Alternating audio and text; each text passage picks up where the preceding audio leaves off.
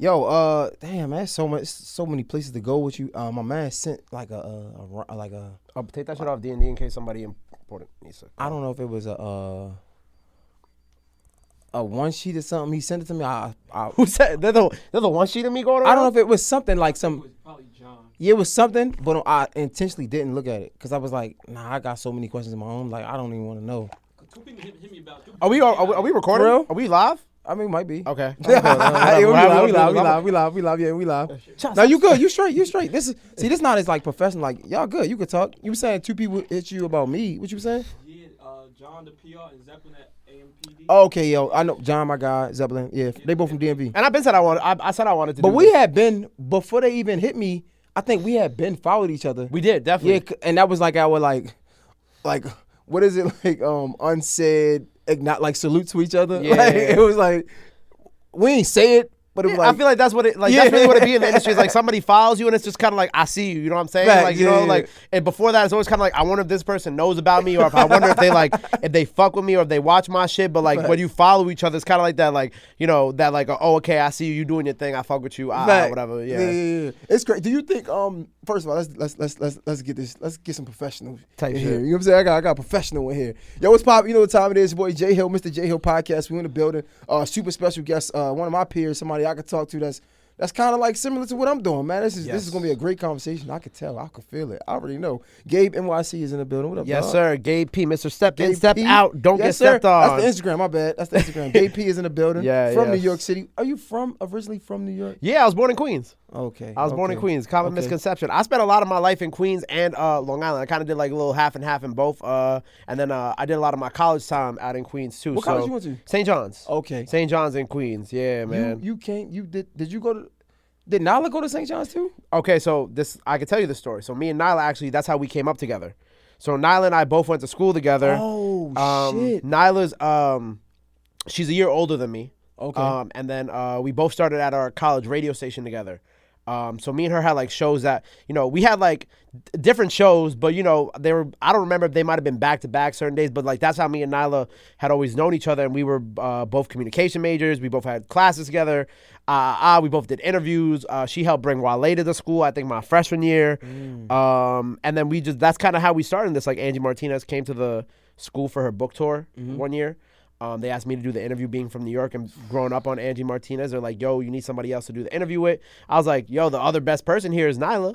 So me and Nyla did the interview, and then next thing, a couple months later, Angie just takes us from there, puts us at iHeart, and then, you know, I was 19 then, I'm 26 now. June is about to be June is like my anniversary at iHeart, so probably like 7 years I've been at iHeart. Yeah, 7 years me and Nyla officially been at iHeart now. That's hard. Yeah, so we basically like grew up in that building too, which is really cool. Yo, that's crazy. First of all, to even have that opportunity, like you're not getting that nowhere but New York. Right. Nowhere. It gotta like that gotta be. I was talking to fucking shit. She's gonna hate me for this shit. God damn, I forgot her name, but Charlie's in my brain, not my heart. I was Freakum Pumps. Fuck, man. She got the See the Thing Is podcast. She got the other one, Mandy. Shit, I ain't gonna clip it out. Fuck it. You can judge Shout out Fuck Mandy, it. man. I was talking to Mandy, and I was talking about like the importance of being in New York, because like Yeah. she had a long career and it started from New York. She was like, yo, New York, it's the Mecca. Like that's the place to be. Yeah. You feel like you still feel like it's still the place to be? Absolutely. You know, I think it's like a little bit of everything. Like it's like, you know, when they say when something meets opportunity, what is when preparation meets opportunity. When preparation meets opportunity, but you got to mix in like a little luck and a little right place, right time. Because, you know, before me and Nyla got the job or the internship at iHeart, like me and her had been applied to mad times. Like I think I got rejected 4 times, from like 3 from Power, and then 1 I did like I tried the pop station too. Like whatever got my foot through the door. Yeah, facts. So I think sometimes it's really just like you kind of just get lucky because you're in the right place at the right time. Like I don't think that like me being there, like that's not taken away from either of us. I think we both deserve to be there, right? But like also it's just like, what are the odds that Angie Martinez is gonna come do her book tour at St. John's, because her current intern is also from St. John's and she's trying to figure out where to do this book tour, and the interns, you know, you get what I'm saying? Yeah, like it's kind of yeah. like, it's like all these things, like all the dice just kind of line up, and it's just so crazy how like the universe and God works, where it's like they all start falling down, and like I just said, when preparation meets opportunity, mixed with a little luck, right time, right place, and Nyla and I just happened to be in the right place at the right time with the right opportunities, and we took what we had and we ran with it. And, we were prepared at that time because we had been doing radio. So, it wasn't, we were happy when we got it, but we knew that this is what we were meant to do. So I'm curious now, because y'all was doing radio in college. A lot of these podcasts and, for lack of better words, journalists, we came out the trenches. We came man, I'll get a mic and I can start. But y'all went to school for this kind of, right? You could say that. I don't think we went to school. We didn't go to school for it, because I would imply that St. John's really was okay, we're gonna build you into radio host. Right. We were in communications field, but the radio stuff, and Nyla can speak to it, or any of my other peers who are in the industry now who did the TV station or the WSJU, which was a radio station, that was really I will say we were privileged to have a radio station that we could go to, you know what I'm saying? But it's a different type of out the mud, because it's we didn't get the type of support that other things on campus will get. If you looked at us versus the business school, right? They got the business, they got the best things, the best computers, the best food, the best this, the best that. And meanwhile, we're running out of these rinky-dink radio stations that are definitely they need to be updated. They need paint jobs. It's nasty, but I'm still blessed because of we had that. I always say I like being the underdog, and I like being the underdog at that school because of that. But I do especially people who pick up the mic and don't have that type of opportunity to just be at a campus and walk into a radio station. I respect that so much, because that's even to build a platform out of scratch is even harder than just kind of having even a rinky-dink station to go to at a college. I was even just looking at it from the sense of you knowing your shit, putting in the work of doing the research of it's a different type of grind. Both of them are different. Both, let me say this, they both are grinds, right? Yeah. But we can't ignore somebody who really went to school for this and did this and studied this shit, right, to somebody who just love it, and they might be going hard, but it's a different type of grind. And I was wondering, sometimes, do you ever, when you hear these podcasts, be man, these people just they want to be journalists, but where the journalism at? Honestly, right. I think it's too. It's with schools, there are certain schools that do a really great job of teaching you journalistic skills, and I'm not bashing my college at all, because they gave me the platform. Right. You know what I'm saying? I wouldn't be here without St. John's. But I'm also not gonna give them all the flowers that. No, I can be critical, and I was just there last week. I love them, but it's I also acknowledge that's you really didn't do that great of a job teaching me how to be a journalist. Okay. Because bro, they make you take it's a Catholic school, so they make you take theology classes, that could have been anything else that could have actually helped my career, right? Okay. Bro, I took a video games class that all we did was play video games. The only reason I took that class is because I didn't want to take another class that semester. Okay. You know what I'm saying? Okay. But I will say the best way to learn about the industry and doing all this is through experience.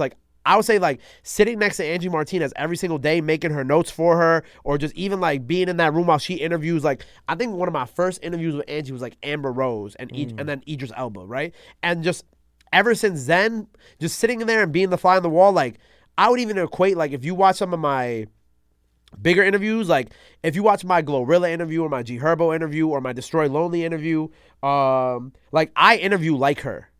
I'll admit that, because I was the fly on her wall for almost 4 years of my life. And even after that, with running the social media accounts at Power, I'll still be right there with her. So I think it's again, not everybody can do this, right? Because there is a certain level of journalistic integrity and knowledge that you have to have. Mm-hmm. But I think that when you're a kid and they're if you want to play sports, watch a lot of basketball, or watch a lot of baseball. You really just have to watch and study what people do. Because shout out my young boy Art, he does a great job of doing interviews over at Cam Capone. And when I first met him, he would always tell me how he used to watch all the Charlemagne's interviews, and that helps him do interviews now. And he didn't necessarily, I don't know if he necessarily went to school for that, but he does incredible interviews now, and that's how I know he was, or how he learned how to do these interviews. So I think there's different ways of getting that journalistic integrity, but what I feel now is a lot of people just skip that step of learning, even on their own time. Because I could say, I sat in the studio and learned from Angie, I learned from Charlemagne because I was there. Or I could say, bro, I sat at home all day and I just watched. Because you can do that. You can't do that. Yeah. And it's pretty much, you're doing the same thing I'm doing. I just get a little extra behind the scenes and a little extra knowledge. It's not that different. Well, it is different, but you still got opportunity to learn. Exactly. Like, There's it's still opportunity to learn. But I feel like nowadays people like, especially some of like the youth, like, and I don't want to sound like that old dude in the room, like, It's cool because I sound like him all the time. It's okay. Yeah, but I don't want to sound like It's that old okay. dude in the room. But it's like, yo, like, you know, and when I talk to certain like younger entertainers, I'm like, look, like, you got to remember that, like, to be in this game and to last long, you have to, like, have a certain level of integrity. Because when you reach a certain level and you act in a certain way, or you're not acting, you're not being professional to a certain extent, people ain't gonna want to fuck with you. Nah, facts. So you know what's crazy, bro? Like, I don't even think I told my team this yet, but Angie Martinez is probably my favorite personality ever. Really, No cap. of all time. Next to Arsenio Hall. Okay. No cap. I respect that. No. So like I love, like, she gives. It's funny that you said you think you interview like her. I would like the hope I interview like her. I ain't gonna say think. I'm gonna say hope because I love the fact that my favorite interview was the Mace interview. Right. So like I feel like Which one?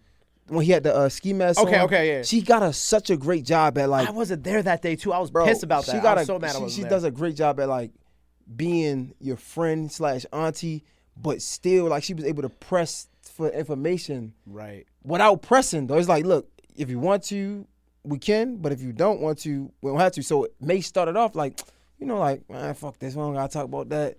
Then he just started going crazy, like, yeah, man, cause man, fuck these niggas, like. And I'm like, she does a great job at pulling things out of people without seeming messy. And I'm like, bro, I think she's one of the all-time greats, bro. Like, But see what you just said, right? She pulls things out of people without being messy, right? That's the key to building relationships in this field, right? Because it's like, I look at a lot of like interviews now, right? And I think the main problem with how people conduct themselves with interviews or with artists, right? Like, let's say, I'm trying to think of like of an interview where we kind of talked about some shit. I can't think of one off the top of my head, but let's say I had G Herbo with me, right? And G Herbo and I were talking about something, and like he had some shit going on. I think we were actually, this isn't some shit going on, but we were actually talking about Juice WRLD, right? I forgot. I think the last song on his last project was A Letter to Juice, if I'm not mistaken, right? And I think he said that was the first time that he ever spoke about Juice. If I'm wrong, I'm wrong, but I'm trying to remember this interview. But I remember, like, in the interview, we were talking about it, and I could, like, and I visibly saw Herbo, like, start to, like, get emotional, right? And I started to see, like, the little, like, the look, you know, the look in people's eyes when you could tell that they hold him back. Yeah. And, like, and I let him talk his shit and say what he had to say, and then I just moved on. Because, like, you know, you want those moments because those moments mean a lot. You know, and at the end of the day, it's him, like, finally being able to express himself, like Mace, with the things that they want to talk about, but they've been afraid to. But also, like, you got to know when to stop, you know, or you got to know how to ask it correctly. Because I feel like now, like, a lot of interviewers will be like, so, like, I heard you're beefing with, like, bro, like. No, facts. Like, think of, like, a have some decorum, nigga. Yeah. Like, have some decorum. I just learned that word. Decorum, you just learned. Have some decorum, nigga. Like, Right. have some decorum about yourself. But now I get it. Yo, do you, what's the most frustrating part about this interview thing, you think? About this interview thing? Oh, man. It's like, I think the most frustrating part is like when you give artists an opportunity and then like they act too cool, like they don't want to be there, right? Like, I feel like I've had a lot of those, or like when they smoke before the interview and they get too high and then they're just in the chair like this and they're just like, yeah. You know what I'm saying? Like, yeah. And I've dealt with a lot of those, and like a lot of those artists, like I fuck with to this day. Like on a personal level, because they've also been like, yo, bro, I'm sorry, I was so fried, whatever, or like I was still early on in my career. But then there's also artists who like I don't really have those type of relationships with now, because it's like at the end of the day, like you leave a bad taste in my mouth after you do that. And some artists, like later we build those relationships and we're cool, and it's water under the bridge, it's not a big deal. But then other, like, it kind of makes you less inclined to do things with them again as they come back around. It's like, why would I bring you back to my show after like my first time working with you was like, Nah, facts. I hated it. I think for me is the fucking people want to, like, again, we got the paperwork now, but like people saying things and wanting to cut it out. Like, I hate that shit. I hate that shit. That's the worst part of this shit for me. Bro, I have. It's like, stand on what you say, bro. Because I'm tired of this shit. Like, And I don't mind cutting out certain things, because like I will make, like, if it's like a small edit, right? I'll cut it out. You know what I'm saying? Because I it is what it is, right? But there is an interview out there, with my brother Gashi. You know Gashi? You ever heard of Gashi? Probably not. I'm not Gashi's an incredible artist, right? Incredible. The interview was like one of the first couple interviews I did in my new studio, the one that you see now, right? The one with like the hexagons. Yeah. And the interview was about an hour and a half long. One of my favorite interviews of all time. And like they just wanted me to cut too much out of it. And it wasn't Gashi. Like I just want like people to know half the time the artists don't care. But like it's just they wanted me to cut things out of the interview, and like I was editing my own interviews at the time, right? And I still to some extent like edit a lot of my own content depending on if I give it to Rob or I give it to someone like JV on my team. But like, you know, cuts, I normally try to make the interview cuts myself if I have to, like edits wise for the main vid. But they sent me back like 10 things, and I was just like, this interview is beautiful because it's so unhinged, right? Authentic, right? Like it's authentic, and it's just me and him. It's like he's like what's Gashi? Albanian?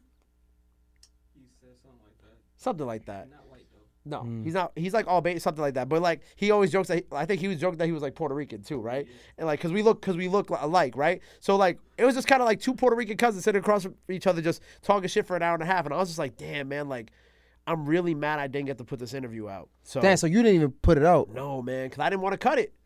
Because it's like, you got to realize it's different if they're like, yo, take like this little part out of a 20-minute interview out. Like, that's nothing. That takes me 5 minutes to cut. This interview was an hour and a half long. Have you ever like, was like, no?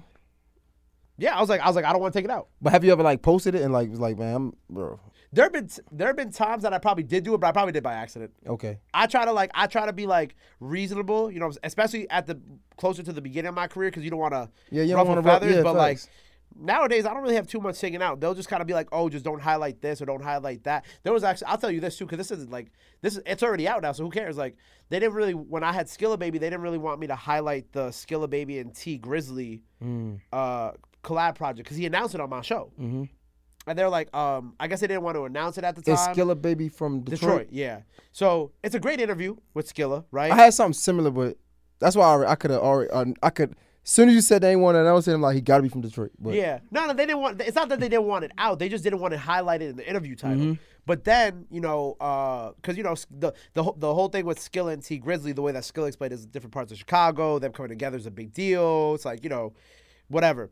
And I guess they didn't want to highlight it at the time, but I thought it was a very important thing because I'm like, this is real shit. Like they doing some real progress in the city by working together. And then the project just dropped last Friday anyway. So it was like the interview was like 5-6 months ago, but I'm like, all right, so I didn't get to highlight this part or capitalize off this moment because but the project still ended coming out the way that, you know, so facts. Some people just don't see the vision. No, I know, but like I get it, but I still posted the clip like a month later. I was like, they shooted the vid. Like it's on Instagram. They're shooting the vid. Like, and I just posted the clip and no one said anything. Nah, fuck it. Like facts. So sometimes it'd be just a momentary thing. Are you at Power? Yes, I am. How did the on the radar thing happen? So on the radar was on the radar is like, so it's on the radio at Power, but on the radar is still its own separate entity. Like I own on the radar 100%. You know what I'm saying? But we started it in the iHeart building. You know, because like the good people over there like gave me the opportunity to use the studios and, you know, kind of start building the platform there as I saw fit. You know, I started off doing like 1 or 2 interviews a week. After like I would do Angie's show or after I finished my regular work, and I was just kind of like interviewing up and coming artists from the city at the time. Or literally anybody who wanted to do an interview, I hollered at them, you know. Thanks. So I wasn't. It was just like, yo, if I fuck with you, I fuck with you. Come do On the Radar, and like, you know, shout out the good people at iHeart who, you know, saw the vision and allowed me to just kind of do what I did without taking ownership of it. You know what I'm saying? Because I feel like, you know, when you start an idea like this, people always don't want to buy into it, but they're willing to give you the space to see where it goes. And you know, at the time I might have felt the way about it, but I'm blessed that they did it the way that they did it because I have ownership of my content at the end of the day, and that's been able to create a nice relationship with them on the side too, where On the Radar does get to be on the radio every Friday night, 8 to 10 p.m., but also remains entirely myself. That's hard. And owned by me. And also could open many doors down the line for stuff in radio. You know, we are talking about doing some other stuff with On the Radar at iHeart. So, yeah, I mean, that's pretty much all I can say about that right now. The other stuff coming up, but it does. I think it's cool that we're in a space now where ownership is accepted and championed. And my goal is to keep On the Radar owned by me and the squad for as long as possible. So that's pretty much how it got started, though. How was what was that one interview that took you over the hump? Like that was like, damn, we doing, I don't know, locals and anybody that could come to, now we gotta be picky about this, or now we gotta choose smartly, or now it's something that's big. What was that one? I think if we're talking about interviews, not freestyle. Or freestyle.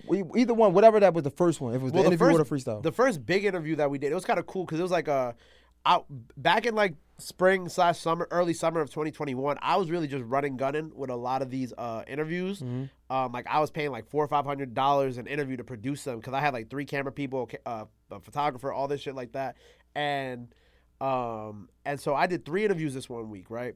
And it was such a crazy week. This was like one of my favorite weeks of On the Radar history ever. And what's crazy is like a lot of my team who's with me now, they weren't there for that. This is like very early on. So shout out my boy Q, shout out my boy Benny, shout out Nikki.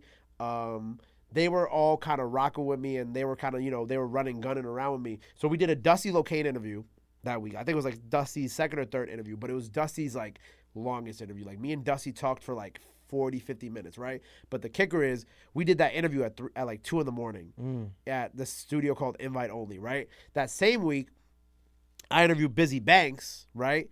And it was right before Busy's song with Pop Smoke came out, 30, on his posthumous album. And that was also when Busy was, I think it was around the time Busy was beefing with CJ too. So we cleared that up on that interview, and then that one went out, right? And then at the end of that week, that weekend, was when I interviewed K-Flock, B-Love, and Dougie B for the first time. And that's when Brotherly Love had just hit 1 million a month, and that was like the very beginning of like the Bronx drill wave. And so those 3, it just was like boom, boom, boom, boom, boom. And then that was K-Flock's first interview. I think it was B-Love's second interview and Dougie B's first interview, and their only interview, all 3 of them together. Damn. To this day. That's crazy. So after that interview, that just kind of like, just went up. Did you notice how like people started to like react to the platform differently? Like, cause it probably was hard to get was it ever hard to get the bigger artists? Or? Absolutely. I mean, it wasn't hard, but like you could tell that like people were hesitant because they didn't really know. Like, hold on. Sorry, I had to. You can clip that part out. You straight. I told you, I'm still dealing with this cold shit. Take your time, man. It's good. I'm about to pour up. You want some? Yeah. What's up? You can pour your own poison. What is this? You could, it's a nail. No, you good. You good. I realize I have Take your time. Take your time. Take your time. Yeah, y'all allergies is different in Atlanta. No, Atlanta. I'm not from here, but it's the worst. They said it's the worst. One of the worst, if not the worst. Yeah, because I wasn't like this when I left New York, by the way. That's all you wanted? Yeah. You would have the rest. Nah, I just need a little shot. I'm gonna take the rest. Because I'm talking and I feel my allergies kicking. No, you straight, bro. Take your time, man. We good. I told you we like casual over here, man. Oh, okay. We do what we want over here, man. We casual. I don't got no COVID. I check myself every day this week. It's just allergies, and I'm in Atlanta, and I heard Atlanta got really bad allergies, so yeah, this is what I'm dealing with. They said the pollen intake is crazy. Exactly. All right, I'm good. So we did the K-Flock joint, and then that just went crazy, bro. And then that summer, I found this studio called HMD Studios, which is owned by my brother Devon, who I had interviewed in college, funny enough. So Devon Terrell, he's an artist from New York, and we started doing interviews there. I caught Chow Lee early on, Cash Cobain, who's now known for producing like hits like My Everything. Plus, him and Chow Lee got one of the biggest mixtapes of 2022. Yeah, 2022 with Too Slizzy, Too Sexy. They kind of really championed and started like that sexy drill lane. Who else did I have early on that summer? I'm trying to think. HC Been Dope, who signed to Rock Nation now. And then that summer was when I was in there, and I had done freestyles before, but they kind of been like ghetto. Like I would take my laptop out, plug my headphones in, play the beat, let them rap in the mic over the beat, and then try to listen later on to match it. Yep. Mm-hmm. And so I was in the studio one day. I'm like, yo, can we do freestyles here? Like, is that possible? And my boy Rob was like, oh, ask Kev the manager. And like they was talking and and then they were like, yeah, we can do freestyles here. I'm like, word? I want to start doing that. So like I set up a session with 5 artists who I fuck with. Zero McKenzie, Lola Brooke, Ty Dre. Oh my God, who are the other 2? I don't want them to kill me. Hold on, I'm gonna pop up there. Pass me my phone, cause I don't want to forget everybody's name. Cool. We charge it to your brain, not your heart, bro. We forget all the time. I love all my people who started this shit with me, man. I want to make sure everybody gets their flowers. I ain't gonna be one of those people that's just like, oh, I'll figure it out later. Nah, I need to know their names now because they deserve their flowers for being there at the beginning. But I called them the starting 5, right? Because they were the first 5 people to ever do, well, not to ever do the freestyles, but they were the first 5 people to really do the freestyles starting in that spot with me, which I appreciated more than anything. Because, people don't got to do shit for you, right? No, facts. It was It was Zero McKenzie, Lola Brooke, Nate Joel, Dollar Sign J, and Tadre. I kept getting Tadre and Dollar Sign J's names mixed up. But yeah, so I had them all there together, 5 artists, same spot. I was gonna do 7 that day, but we recorded 5 freestyles, 1 hour, paid like $100 for that session, and I just took those 5 freestyles and I started it. And Lola and me and Lola go way back. Like, you know, quick sidebar, like, you know how like on my IG it says Gabe P, the city's champ? Mm-hmm. Lola gave me that name. Oh shit. Yeah, so like the whole reason I call myself Gabe P, the city's champ is because Lola just kept on calling me that and calling me that and calling me that and calling me that. I fuck with Lola, man. Lola's the best, man. Lola's really like one of the purest people in this game, bro. Like for real. Like there's not a more genuine soul in this game than Lola. I believe it. I'm definitely trying to get her on, man. She's crazy. She's the best, but yeah. So do you watch any other platforms? Like, do you like study anybody else or? Do I not even study? Do you like just pay attention to any? What's some of the other platforms you pay attention to? I mean, it's hard, bro. Like, you know, I always would watch No Jumper, you know, but as No Jumper's kind of shifted away from like hip hop content to other stuff, like, you know, I'm not gonna say I watch that all the time anymore. Mm-hmm. Obviously, I stick with Breakfast Club. I love Joe Budden. I love Rory and Mal. I love your podcast. Obviously, I'm trying to think who else. You ain't had to say that, bro. Come on, bro. I always salute people who do good shit. My boy Art at Cam Capone has been doing an amazing job. I'm trying to think who else. Do I be saying I be watching anybody else? Do you follow? I mean, you do freestyles. Do you follow any freestyle platforms like Bars on I-95? Yeah, shout out. First of all, I thought we were just talking about interviews. Oh, no. Shout out Bars on I-95. Shout out my guys. I'm actually supposed to interview them soon, too. Shout out my boys. Obviously, like, the legends like Fire in the Booth, Charlie Sloth, like, huge inspiration to everything that I've done, especially with me trying to bridge the gap between, you know, here in America with the UK. Mm-hmm. From the Block, how could I forget about From the Block? From the Block with my brother Zay. Yeah. Zay actually, we shipped the On the Radar sign down here to Zay's crib. So shout out to Zay, because Zay's like, honestly, at this point, I feel like Zay's becoming one of my OGs in this shit too. Who else do I really like to watch? Freestyle platform. Like, or even like when you study. Of course, like Fug Flex. You know what I'm saying? Flex is the GOAT. You know what I'm saying? Just because I work at Power 105 doesn't mean I can't give people their flowers. Fug Flex, Tim Westwood, huge inspiration. Crazy. Over the UK for me too. Like, is Tim Westwood still going? Yeah, he's still doing the same. Jeez, that nigga's a legend. I want to be like him, man. Like his age, doing like what he's doing and keeping pushing, man. What's the other guy? Was Zay Low? No, it's a white guy. I think, if I'm not mistaken, he's been doing his thing though. Charlie. Nah. Charlie Sloth. I think he's like what's the nigga name? I forgot his name, bro. It's like a personality, more so a personality. Like, I forgot his name. Fuck it. But you're not talking about Adam from No Jumper, right? Nah, definitely not talking about Adam. Not Nardwuar. He's more so like, was it Ryan Seacrest? Like, he was like a TV show. He was like a TV personality, right? I fuck with. Ryan Seacrest. You don't fuck with. He's that's legendary. But he's more like in the pop lane. But man, I was tap into shit like that because like I'm not on pop. You feel me? It's like it would teach me some shit. You know who I fuck with in the pop lane? Who? Elvis Duran. I see. I'm not. Elvis Duran is like the morning show host at Z100 in New York. Is he skinny guy? Yes. I think I know he got a very unique voice. Yeah, legend. I think I know who you're talking about. Yeah, my mom used to listen to him a lot. I think when I was doing radio, I think I mimicked his air check. Like when you go on. Really? Yeah, when you do air check, when you go like YouTube air check, I think like a few of his pop up. That's so funny. Yeah. I love Elvis. Yeah. Elvis is good. Nah, that's crazy. Yo, so do you feel like have you noticed people? And it might be different now, but have you noticed people like they'll know your platform, but they don't. When they see you, they act like they don't know who you are. I'm the On the Radar guy. That's what they said. Some people know my name, but most people just will be like, "Oh, you're the guy from On the Radar." Nah, facts. Which I mean, man, I don't care. You know what I'm saying? Like, I feel like there's people who like want to be famous, and then there's people who are like just kind of popping and like don't really care. Like I'm one of those people. Nah, I'm grateful for everything I have. I'm not complaining about anything I have, but like if I'm known as the On the Radar guy, I'm cool with that. You know what I'm saying? Because like I'm more interested in creating like excuse me, dope moments for the culture than like just being famous. You know? You're the guy with the green shit. I'm the guy with the green. Oh, that's what I get too. Oh, that's the guy with the green shit. Or you're the guy with the green room. Like you're the off the radar guy. You're the on the radar guy. You're the guy with the green shit. You're the guy with the green room. You're the guy from YouTube. What was your favorite freestyle? Oh, of all time? Yeah. Damn, this is so tough, bro. People ask me this question all the time, and I'm just like, damn. It changes, man. It really does. I feel like lately I always say like AJ Tracy because I just love UK hip hop, right? But then of course like D-Thang is like the biggest one. D-Thang and 4-1 have the biggest freestyles on the channel. What's the most numbers you 4-1. did? 4-1 is at, I'll tell you right now. It was D-Thang and 4-1. They were fighting for the top spot for a while. But they're at, hold on.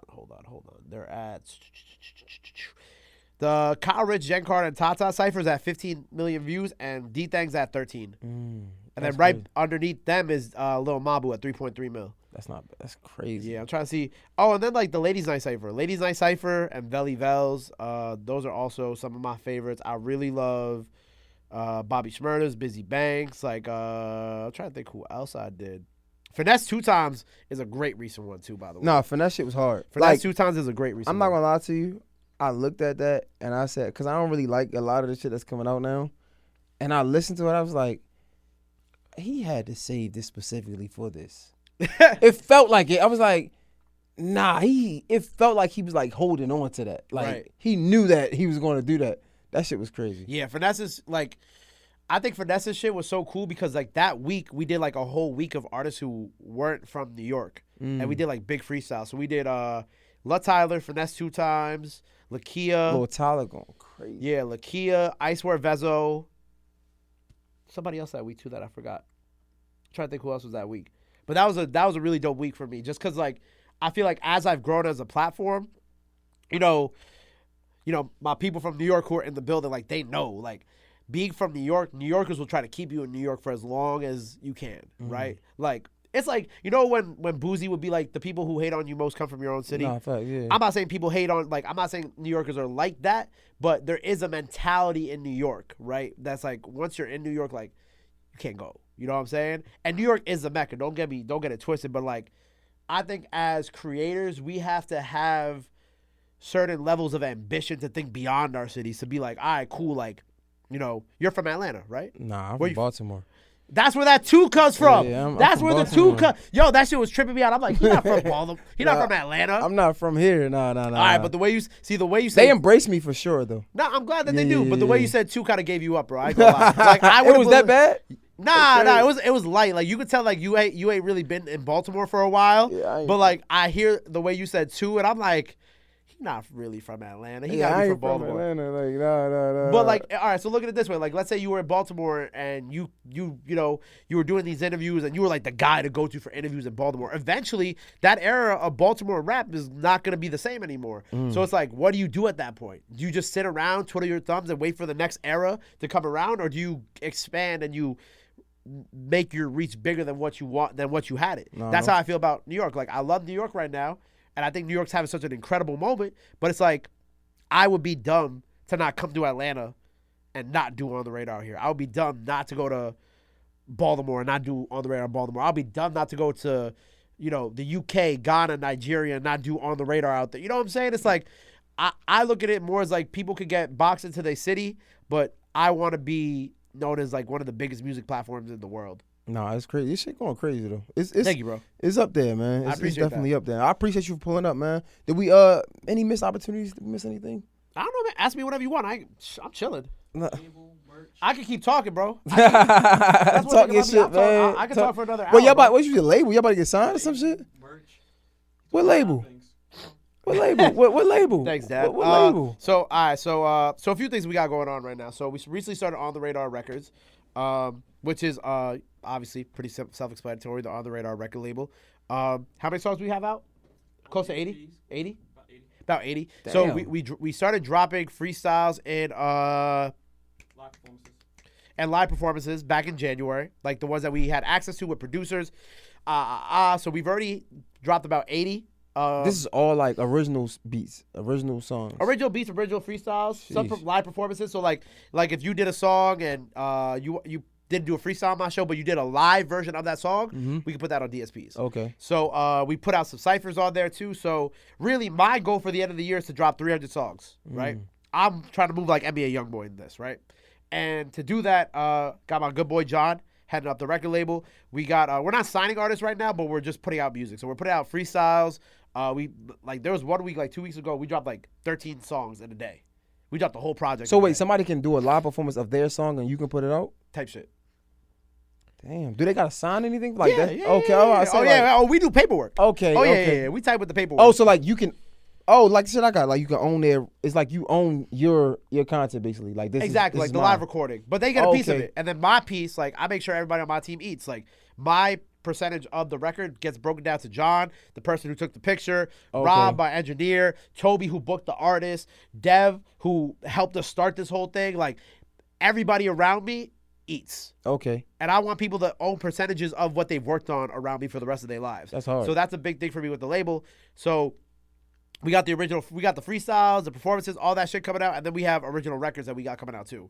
So we got a couple projects on the way. We got a single coming out. Huh? We got like three or four singles coming out. We got an Afrobeat. Thank you. I got it. We got an Afrobeat single coming out with my girl Fadi. Shout out my brother Chow and Lonnie Love. Chow Lee, Lonnie Love. They recorded a song for us the other night. We got this really dope record with hold on. We got this. It's really a whole lot of motion basically. It's a lot whole, of motion. A lot of motion. We got this record with my people Fergie, Jaja, Fergie Baby, Jaja, Couture, and B-Jax. This shit. Let's play a little part of it. Your nigga for brain, munching, he love how I taste. His pussy insane. Baby, I can't be Give a little tamed. Just taste. buy me the diamonds and rings. He know my name, and you can't call me out. Bitches know what I'm about. Talk of the town. Said she wanna dance with a crowd. Bitch, I won't run in your mouth. You won't get copyrighted for this either. I got you. That's what I say. I'm like, wait, am I going? Nah, we got you good. He like when I'm rocking my hips like pull up and shit on a bitch like these bitches gon' talk, they never gon' spark, but can't even hold on the blick right. Give a dick, now she can't even sit right. I don't love her, we fuck after midnight. I'm from Harlem where nigga just get like baby and Jaja, we dropping just Is this considered drill still? Is that or no? I feel like it's club. Club. It's like, yeah, it's club. But you Okay. won't get copyrighted for that because that's our shit. So we'll make sure that you don't get touched for that. That shit sound good. Right, John? though. He looking like I don't know, man. And, Depends how anything you- that has to do with us, you won't get copyrighted. But Yo, yes, we work on that. Are you doing any collabs? Like, are y'all doing collabs with like other platforms and shit like that? Are we? Oh, Zay, yeah. So shout out my brother Zay, from the block, of course. Okay. Zay and I have been talking about doing From the Radar forever. So like, you know how Zay got the hanging mic. Yeah. Zay's like the originator of that shit. He's the one that really, like, everybody else doing the hanging mics started from Zay. So we're actually gonna do From the Radar from On the Radar. That's hard. Put the hanging mic in front of On the Radar. We just haven't set up a time for it yet, but that's coming also. That's so that's gonna hard. be like, because me and Zay have two of the biggest like influential platforms in hip hop right now, so it only makes sense for us to come together and make that happen. Plug the merch too, man. Plug the merch before we. Oh, get out and of here. we got On the Radar hoodies out now. Designed by my good people. Don't watch TV. OnTheRadarRadio.com. You could go check that out. And yeah, we in Atlanta, man. We got a lot of dope shit on the way. Anything else? No, man. I think that shit was great, bro. I think I love what you got going on, bro. Thank you, think brother. I it's, appreciate that. Just to see it, especially independently, like I represent independent. I fuck with it. I love it. Thank you, bro. I appreciate that. Stay independent, man. Oh, man, come on. You know what I'm saying, man? Y'all feel like it's different. You could be now. independent, and you could look. I'm not gonna sit here so this clip can come back to bite me 10 years from now and be like, oh, you sold your soul. But the real thing is like Partnerships. even if I don't stay independent, just know my ownership is gonna be intact. I will make sure that On the Radar is in good hands for the rest of eternity. You know what I'm saying? Like, this shit ain't going nowhere. Whether a big company buys into us or buys us or whatever, just know that On the Radar will not be making any decisions that compromises the integrity of the show and the platform. Because honestly, what we built is too special to just be given away for a penny. All facts, no cap, man. Tell them how to follow you, man. Let's get out of here. Well, you already know what it is. It's Gabe PNYC, Mr. Step In, Step Out. Don't get stepped on. Follow me at On The Radar Radio, at Gabe PNYC. You already know what it is. Normally at the end of the interviews, I say love and support is free. But, you know, I'll say it here. Love and support is free, man. So make sure you go show some love. Go show some support. Show my brother some love and support. He really doing his thing out here. And you know what I'm saying? We in Atlanta, baby. It's a wrap. J Hill Podcast. We out. J Hill, we out. Bow!